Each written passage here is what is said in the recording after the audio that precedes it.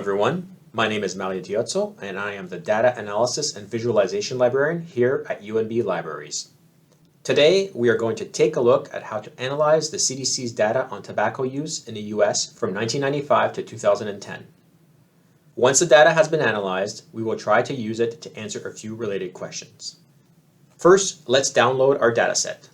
Let's go to the CDC's data page, data.cdc.gov. We can see that smoking and tobacco use is one of the highlighted categories, so let's click on that. We can see that the first dataset on this page is the one we're looking for, BRFSS Prevalence and Trends Data, Tobacco Use 4-Level Smoking Data for 1995 to 2010. Let's click on it. Here we see a little bit of an information blurb. So according to this dataset has percentages that are weighted to population characteristics. Data are not available if it did not meet BRFSS stability requirements. For more information on these requirements, as well as risk factors and calculated variables, see the technical documents and survey data for a specific year. And then we have recommended citations at the bottom. That's helpful background, but there's more information, so let's click on the URL to find out more. If we click on it, we notice that the URL is a little bit corrupted, so let's just take off this part here. Now it should work. Perfect. Click on Survey Data and Documentation. We go to BRFSS Data User Guide. We now have more documentation on this. Let's scroll down and just read the introduction. So in 1984, the CDC initiated the State-Based Behavioral Risk Factors Surveillance System, BRFSS, which is a cross-sectional telephone survey that state health departments conduct monthly over landline telephones and cellular telephones with a standardized questionnaire and technical and methodologic assistance from CDC. BRFSS is used to collect prevalence data among adult U.S. residents regarding their risk behaviors and preventative health practices that can affect their health status.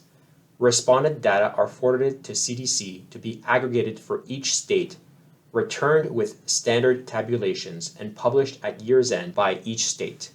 In 2011, more than 500,000 interviews were conducted in the states, the District of Columbia, and participating U.S. territories and other geographic areas. That's helpful background information as well.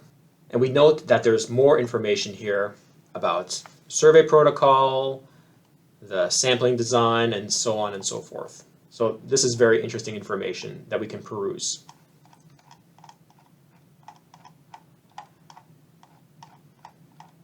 All right, let's go back to our data set. This is the data set that we want, so let's click on Export. Let's click on CSV for Excel, since we'll be using it in Excel. Click on Download. Click on this tile here, or we can go to our Downloads folder. Once you do that, Excel should initiate and load the data set. Okay, here's our data. We note that it's broken down by year, state, and then 4 categories of smoking use. In this case, smoke every day, smoke some days, former smoker, never smoked, and then another location field. But what do those smoking use categories mean exactly? Let's go back to the CDC website into the BRFSS section. Let's go back one under annual survey data. Let's go to 2010, which is the last year that this particular data set has. Let's open up the document 2010 calculated variables in data files. Opens up a document. Let's search for tobacco. Our first hit seems to be the winner here. We have a table with all our variables. So current smoker, which means now smokes every day. Respondents that reported having smoked at least 100 cigarettes in their lifetime and now smoke every day. Current smoker now smokes some days. Respondents that reported having smoked at least 100 cigarettes in their lifetime and now smoke some days. Former smoker, respondents that reported having smoked at least 100 cigarettes in their lifetime and currently do not smoke. And never smoked, respondents that reported that they have not smoked at least 100 cigarettes in their lifetime. So that's very interesting. Now let's get back to our data. It's a bit hard to see, so let's column adjust here. Let's highlight the data that we want to adjust. Just go to the line that borders 2 cells. You'll see that my cursor changes from a white cross to a 2-pronged arrow. Double click on the line, and now it opens it up to accommodate the data. When dealing with a data set, I oftentimes like to convert my data into a table.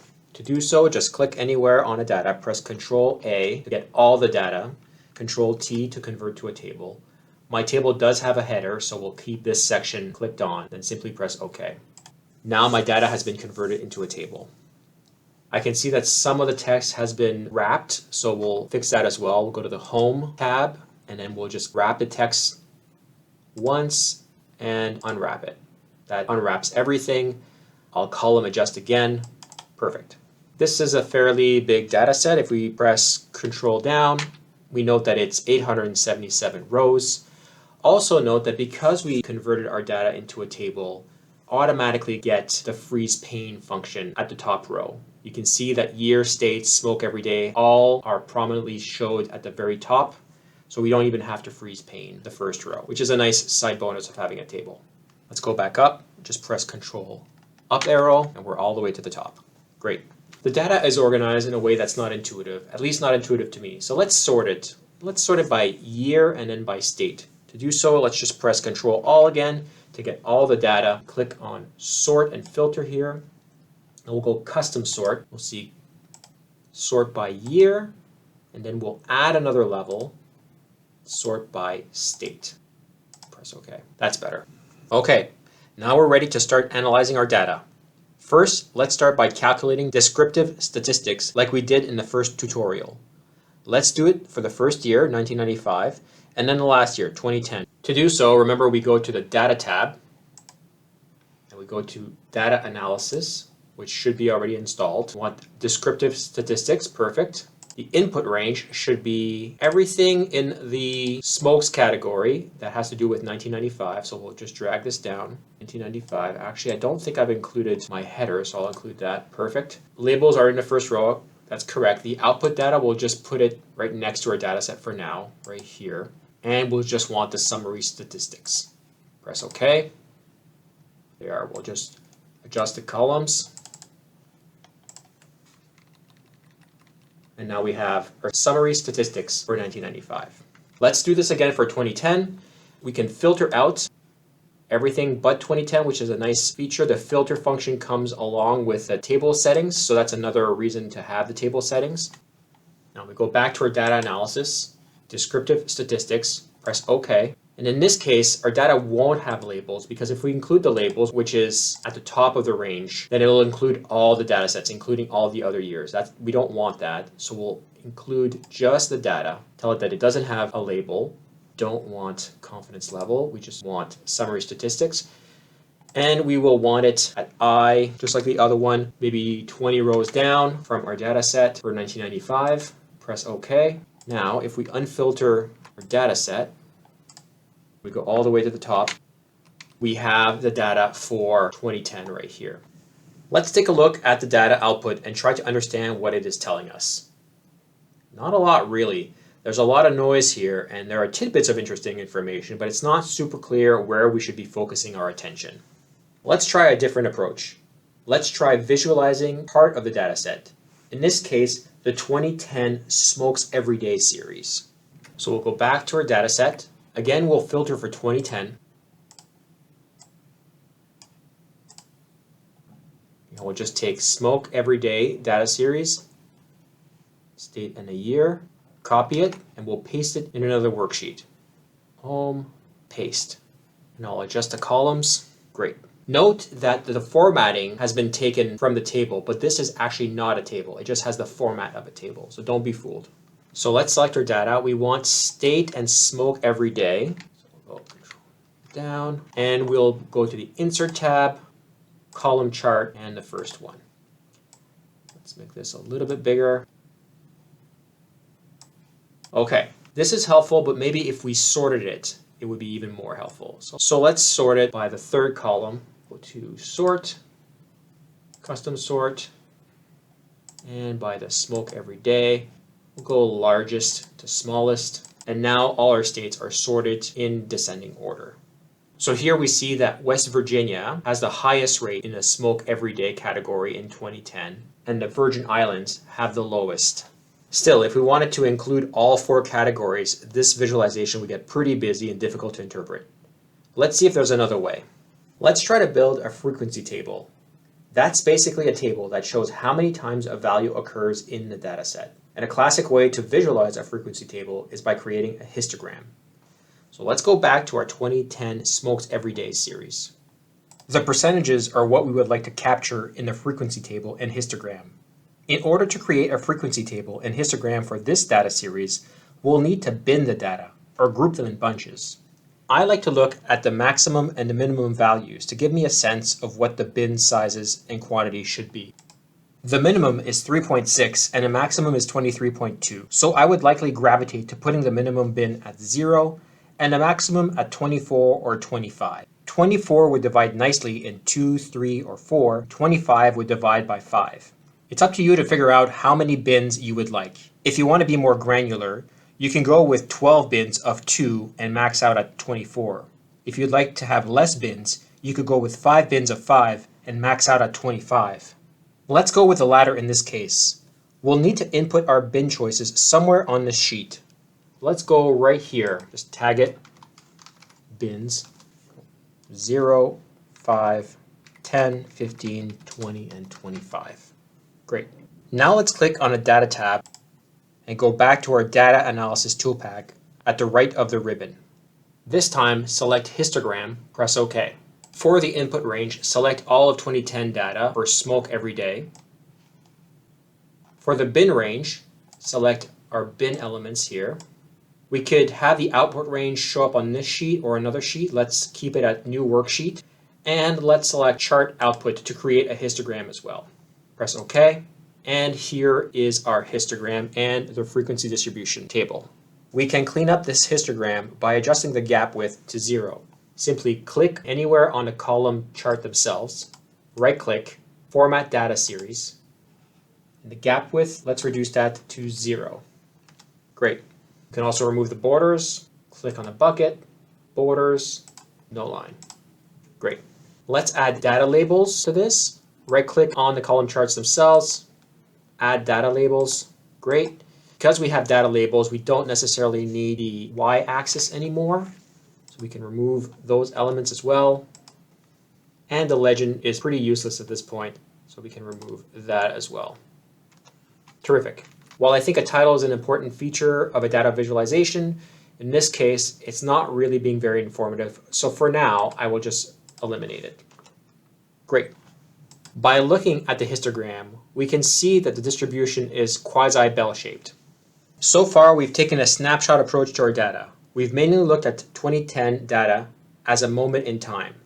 But what about looking at our data over time to see if there are any trends? Is the rate of smoking going up or down over time, for example? Line graphs are a great data visualization for this type of data interpretation. Let's build one using our data set. Let's assume we want to get a handle of smoking across all 4 categories in the state of Kentucky. Let's start with going back to our data and filtering it for the state of Kentucky. So let's take off the year filter that we had on, and now let's put in a filter for Kentucky. Terrific. Now we have a few options. We can copy and paste this data and use it to create our line chart. This works if we think our data will remain static. If we think the data will be dynamic, that's going to be a problem because you'll be stuck with a static data set undergirding your chart. Alternatively, you can use the filter data as you see it now. This is problematic, however, because if you unfilter the data, it's going to impact your line chart, so I wouldn't recommend it. What I like to do, if I know my data might be dynamic, is to create a pivot table. This allows me to filter it the way I like it, but the data is still tied to the original source, so if our original data changes, so do the values in our data set.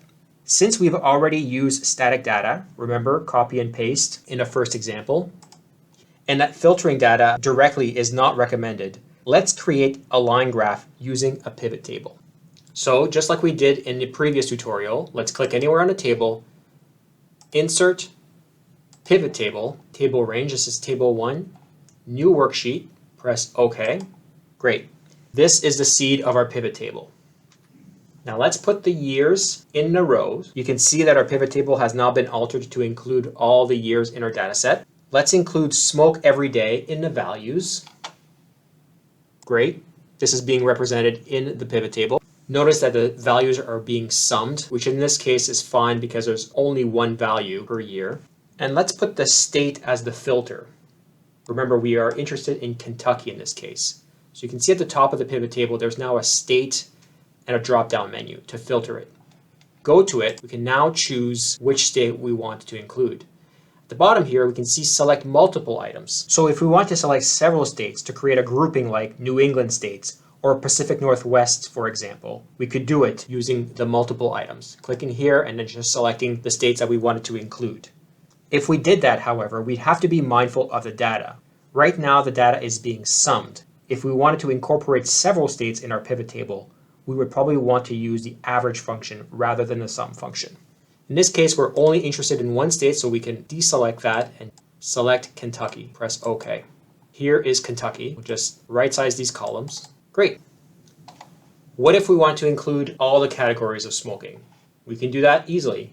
Just selecting and dragging each category into our data set. This is being filtered for Kentucky. All right, now let's chart this. Go anywhere on the pivot table, go to the Insert tab. This time we'll select Line Chart and we'll select the first option. This is a line chart that appears. Now that we've created it, let's try to optimize this graph a little bit. First, let's remove the field buttons. So all the gray buttons are going to disappear. Then let's remove the grid lines. And the border, we'll right-click, Format Chart Area, Border, No Line. Let's also remove the legend. We can do better than this in a second. Let's now select the last data of every line, and we'll add a data label there. Each time, we'll right-click on the data label, Format Data Label, and instead of value, we'll put Series Name, we'll remove value, Sum of Never Smoked. We'll edit that a little bit later. Repeat for the other three. Okay, we now have our 4 tags for our lines, but it's looking a little bit messy.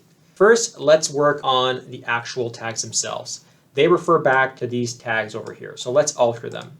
If we try to take off Sum of Smoke Every Day, it's not going to let us because we can't have a tag be the same as the field name. What I typically do to bypass that is I just put a little space here. By doing so, it allows it.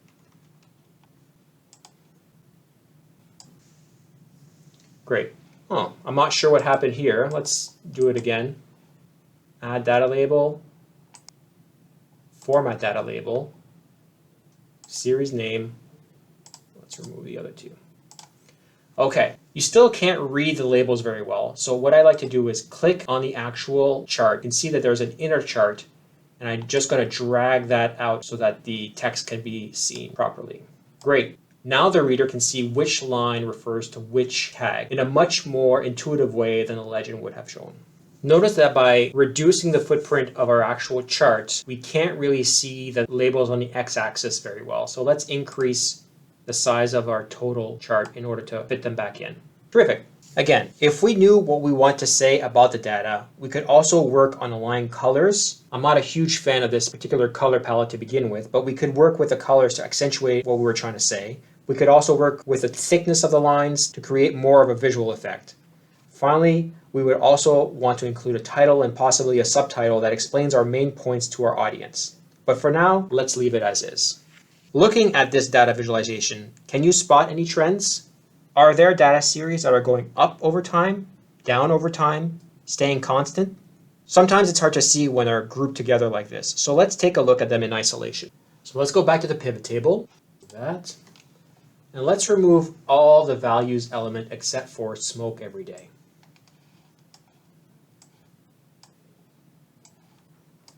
If we just look at smoke every day, we can see pretty clearly that the total is going down over time. Press Ctrl Z a couple times to bring back the original data set. Let's do the same thing for all the other three. In this case, smoke some days. Smoke some days appears to be growing over time from 1995 to 2010. That's interesting. Press Ctrl Z again. Let's keep former smoker this time. Former smoker appears to be growing somewhat over time. Ctrl Z, and finally never smoked. Never smoked seems to be a little bit more volatile. It's a little bit trickier to see if it's flat or if it's growing a little bit.